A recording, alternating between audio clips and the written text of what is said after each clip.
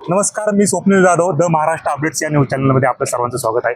काल या ठिकाणी एक घटना घडली होती। जे 3 विद्यार्थी आहे या ठिकाणी त्यांचा अपघात झाला होता। त्या अपघातामध्ये एक जो विद्यार्थी आहे त्याचा मृत्यू झाला होता।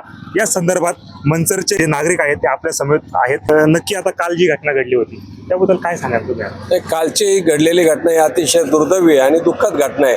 कारण नुकतंच 11वीचं आमचं कॉलेज सुरू झालेलं आहे।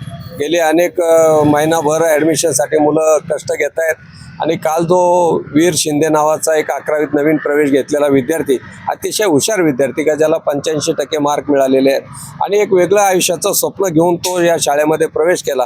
4च दिवस झाले आणि पहिल्या दिवशी तर म्हटले त्याचा वाढदिवस आदल्या दिवशी झालेला, तोही आनंदात साजरा केला। म्हणजे असं एक आनंदी जीवन त्यांनी सुरू केलेलं असतानाच तो काळाचा घाला त्याच्यावरती झाला आणि त्याच्यामध्ये त्याचा दुर्दैवी असा अंत झाला। पण नागरिकांचं आता या ठिकाणी म्हणणं आहे या ठिकाणी स्पीड ब्रेकर टाकण्यात यावे असं बरोबर ना, नागरिकांचं म्हणणं आहेच, परंतु मी स्वतः रयत शिक्षण संस्थेमध्ये जनरल बॉडी सदस्य म्हणून 20 वर्ष कार्यरत आहे। या महात्मा गांधी विद्यालय, अण्णासाहेब आवटे कॉलेज या सगळ्या स्कूल कमिट्यांवरती सदस्य म्हणून काम करतोय।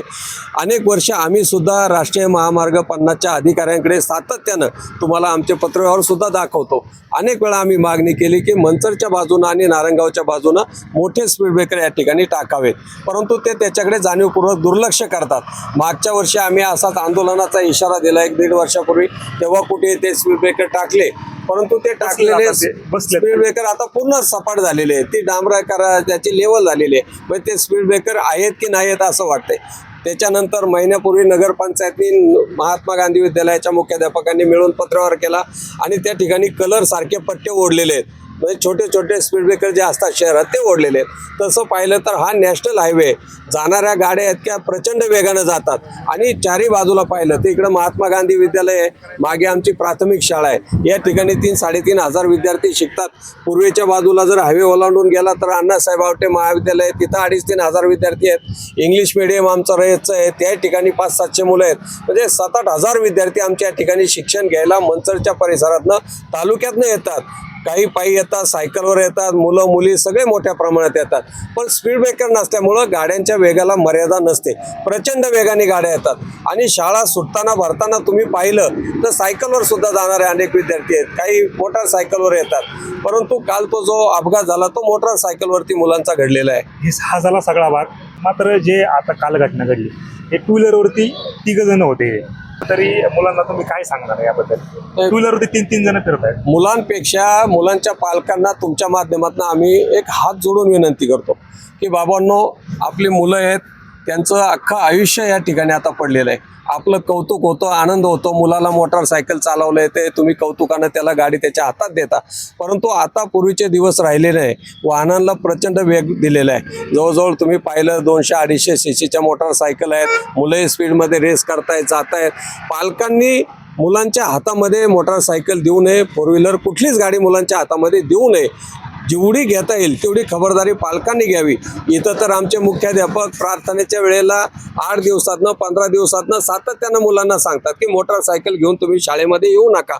कुठल्याही पाल्यानं आपल्या मोटारसायकलवरती शाळेत येण्यासाठी निर्बंध आहेत। हे पहा, तुम्ही पाहिलं तर आम्ही एकाही मुलाची मोटारसायकल शाळेत लावून देत नाही। सांगून सुद्धा तुम्ही ज्या बाहेर मोटारसायकली आहेत त्या अनेक त्या ठिकाणी मुलांच्या मोटारसायकल तुम्हाला लावलेल्या दिसतील, म्हणजे अजूनही पालक म्हणावे तसे जागृत झाले नाहीत। पुन्हा एकदा आमची वारंवार पालकांना विनंती आहे की शेवटी मग आपण नंतर अश्रू ढाळणं, दुःख व्यक्त करणं, ज्यावेळेस आपल्या हातात काही राहत नाही, जर आपण पहिलीच खबरदारी घेतली आणि वाहन मुलाच्या हातात देण्यापासून रोखलं तर मला वाटतं निश्चित पायबंद बसेल।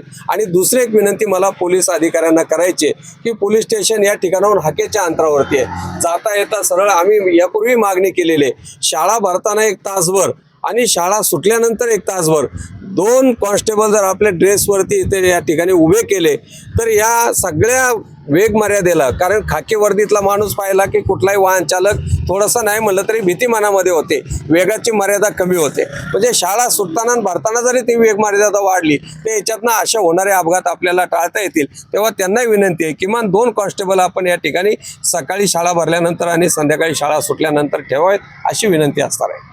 काल बातमी केली होती, बातमीच्या खाली कमेंट होते पिंपळगाव फाटा असेल हा जो हायवे आहे महात्मा गांधी समोरचा, त्या ठिकाणी स्पीड ब्रेकर आणि ज्यावेळेस विद्यार्थी सुटतात त्यावेळेस फुटपाथची गरज आहे असं वाटतं काय?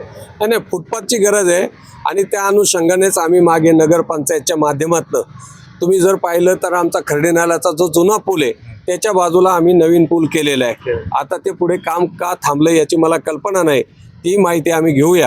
परंतु जो साईड रस्ता आहे आम्ही खास तो विद्यार्थ्यांसाठी काढलेला आहे. कॉलेजची मुलं सुद्धा खालून त्या ठिकाणी येतील आणि बाजूच्या साईड रोडनी बाहेर पडतील आणि आमची महात्मा गांधी विद्यालयाची मुलं सुद्धा आम्ही या ठिकाणी कडेने रस्ता काढून त्या आपला जो खर्डे नाल्याचा जुना पूल आहे त्याच्या एका मोरीतनं त्यांना रस्ता करून देणार आहोत. म्हणजे वर हायवेला भविष्यात मुलं आमची येणार नाहीत. जरी गेट असलं, दरवाजा या बाजूने असला तर शाळा सुटल्यानंतर जे एकदम, कारण भरताना थोडी थोडी मुलं येतात, परंतु शाळा सुटल्यावर मात्र एकदम लोंडा बाहेर पडतो. त्याला तो पर्यायी रस्ता काढलेला आहे. थोड्याच दिवसात तो रस्ता चालू होईल. गावातल्या मुलांसाठी आमचा गावातला जुना रस्ता आहे, तो जुना रस्ता सुद्धा चांगला आहे. त्या जुन्या रोडनी गावातल्या मुलांनी जावं हे पालकांनी आपल्या मुलांना घरामध्ये सूचना द्याव्यात आणि तुमच्या माध्यमातून ते सांगतो की जुना रोड आहे आणि या बाजूने खालच्या साईड पट्टीचा विद्यार्थ्यांनी वापर करावा. तर आपल्या समोर हे मंजरचे नागरिक होते, स्वतः राजाराम बांधले आपल्या समोर होते. त्यांनी सांगितलं या ठिकाणी जे हा जो रोड आहे महात्मा गांधी समोरचा, तर त्याला स्पीड ब्रेकर व्हावेत, हायवेच्या दोन्ही बाजूला फुटपाथ झाले पाहिजे जेणेकरून विद्यार्थी जाताना त्यांना त्रास होणार नाही. त्याचबरोबर ठीक आहे, एक माझा मुद्दा राहून गेला की नॅशनल हायवेच्या अधिकाऱ्यांना यापूर्वी पत्रव्यवहार केलेला आहे. आता आज आम्ही त्यांना पत्र देत आहोत. त्यांनी कुठल्याही परिस्थितीमध्ये 30 जुलैपर्यंत या ठिकाणी मंचरच्या बाजूनं आणि नारायणगावच्या बाजूनं दोन्ही दिशेला मोठे स्पीड ब्रेकर टाकावेत. आणि नुसते स्पीड ब्रेकर नाही तर तुम्ही पाहिलं तर मंचर ते अगदी खिंडीपर्यंत, जीवन हॉटेलपर्यंत कुठल्याही प्रकारचे, पुढे शाळा आहे, निदान विद्यार्थ्यांची चित्र आहेत किंवा सावध वाहन सावकाश चालवावं, शेतीत चालवावेत, कुठल्याही प्रकारचे बोर्ड या ठिकाणी लावलेले नाहीत. ही जबाबदारी ती राष्ट्रीय महामार्गाच्या अधिकाऱ्यांची आहे, ती या ठिकाणी त्यांनी पूर्ण केलेली नाही. तेव्हा 30 जुलैपर्यंत जर स्पीड ब्रेकर आणि संबंधित रस्त्याचे बोर्ड लावले नाही तर 30 जुलैला आम्ही महात्मा गांधी विद्यालय असेल, अण्णासाहेब आवटे असेल, सगळे विद्यार्थी आणि पालक या ठिकाणी येऊन रस्ता रोको आंदोलन करणार आहोत. 5-6 हजार विद्यार्थी आणि पालक आमचे सगळे रस्त्यावर कायमस्वरूपी बेमुदत ते होईपर्यंत आम्ही रस्ता सोडणार नाही, ही तुमच्या माध्यमातून ते त्यांना आव्हान देतो. तर या ठिकाणी राजाराम बांधले यांनी सांगितले 30 तारखेपर्यंत या ठिकाणी जे बोर्ड असतील, स्पीड ब्रेकर असतील ते लवकरात लवकर टाकावे जेणेकरून असे अपघात टळतील. त्याचबरोबर पालकांनाही त्यांनी सांगितलेलं आहे, पालकांनी ही 2 व्हीलर जे विद्यार्थी आहेत त्यांच्याकडे दिली नाही पाहिजे जेणेकरून असे अपघात होणार नाही. मी स्वप्नील जाधव, द महाराष्ट्र अपडेट्स, आंबेगाव, मंचर.